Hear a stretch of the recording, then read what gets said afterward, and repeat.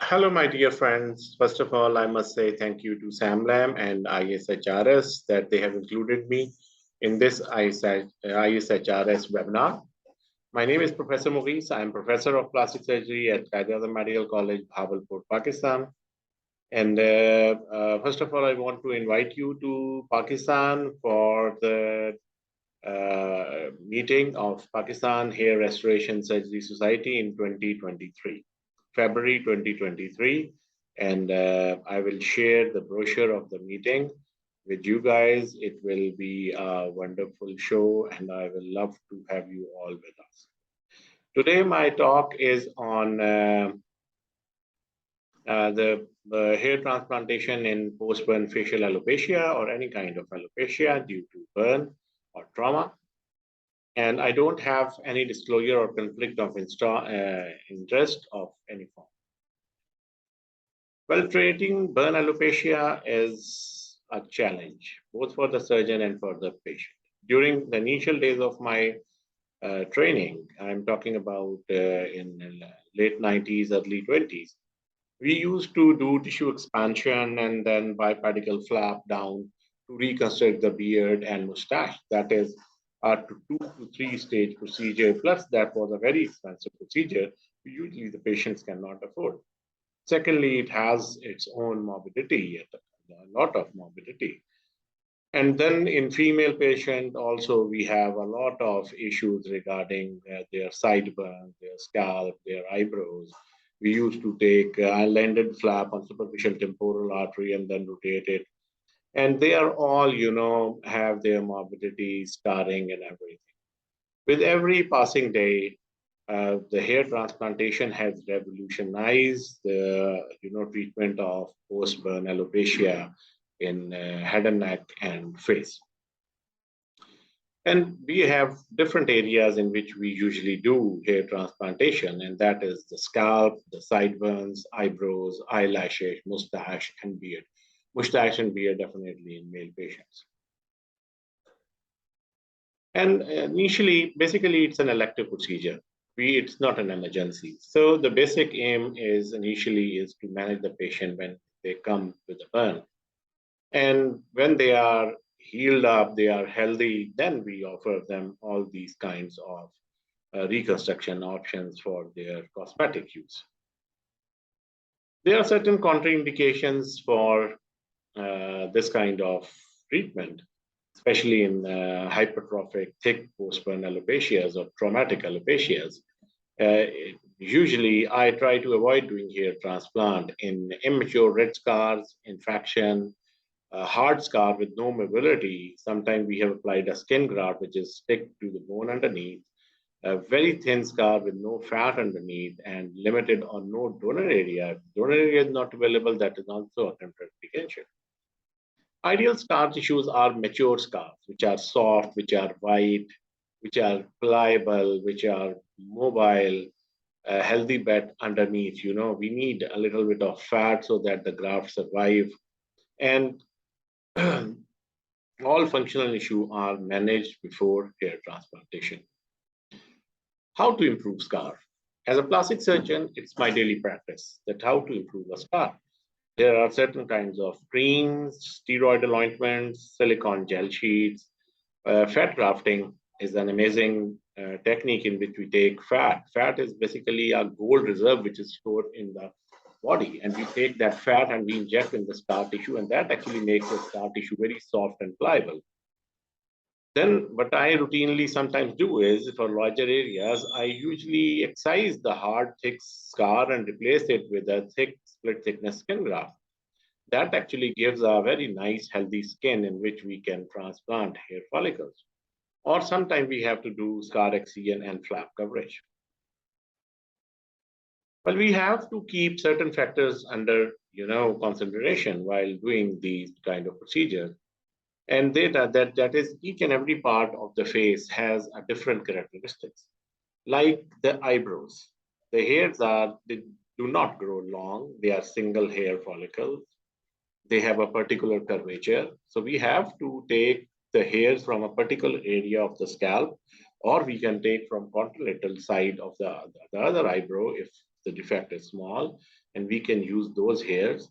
And then quality of hair.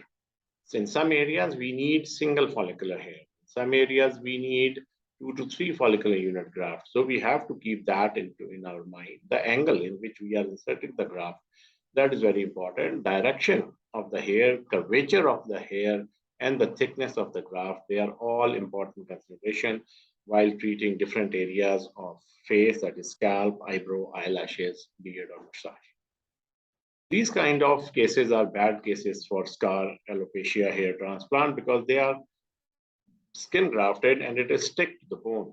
But routinely what we do is in younger patients are also an contraindication to hair transplantation because they cannot tolerate a long, lengthy surgery under local anesthesia. And secondly, with patient with limited donor area and very thin scar stick to the bone, they are bad cases for hair transplantation. Fat, what I told, is a gold mine in our body, which can improve the quality of scar, and we can use it before hair transplantation, and then we can transplant follicular unit grafts. In younger patient, what I prefer, if the defect is limited, we can always tissue expand with silicone tissue expanders and excise the scar and repair the defect primarily. That is a wonderful procedure. Well, graft, there are different ways to take grafts, but one is FUT, foot. That is, we use a strip and then we dissect follicular unit out and then transplant them. And the second method is FUE. And this is how we do it. This is a two-hand technique in which one person drills the hair, the other person extracts the follicles, and simultaneously, my other team, they are injecting the follicle as well when they, along with the extraction of the follicle, so that to save out-of-body time of these grafts. This is what I routinely do. I usually, excise the thick hypertrophic scar, replace it with a good quality skin like this, and then I do hair transplantation in them, and that actually gives an excellent result. You see in eyebrow, we did not replace it with a healthy skin, so the graft growth is not very good. But in beard, you can see the growth is excellent. So replacing the scar tissue with a healthy skin is a good idea. Another chap with a post-burn traumatic alopecia after hair transplantation in scalp. In scalp, usually if the skin is good, the results are really good. In sideburn, you can see this is the burn scar. Underneath there was fat, it is soft, it is mature, so we did a transplant. And then you can see that this area is shaved. This is the transplanted area and shaved, and you can see the color match after hair transplantation. That is another benefit of hair transplantation in scar tissues.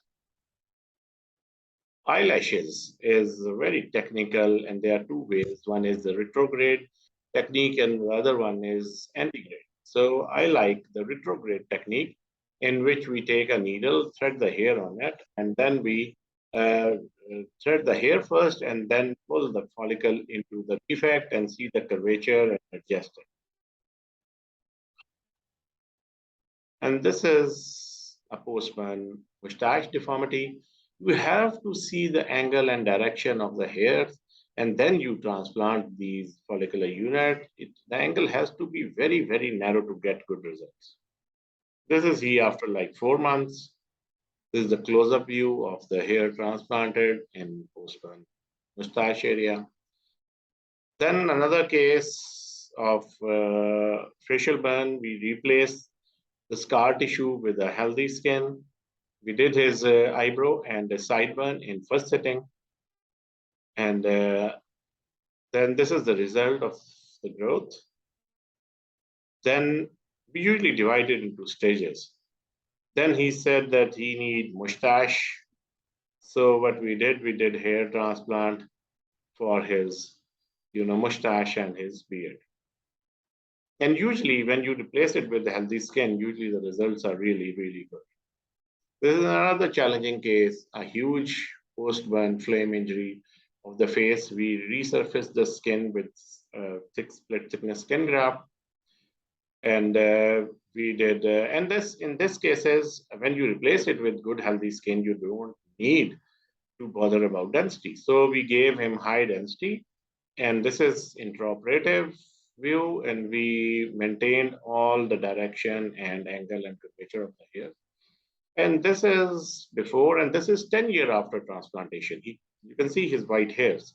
He came to meet me after 10 years of his transplantation, and his hairs were good. This is his transplanted size, and this is a small video of him. So this is after 10 years. And this is his original natural side. These are two comparative views of normal and transplanted side. So in conclusion, if you properly manage your scar tissue, you can have wonderful results. And there are different ways to manage your scar tissue. That is fat grafting, creams, gel, silicone sheets, steroid injection, or to replace the scar tissue with healthy skin substitute. Thank you. Thank you very much.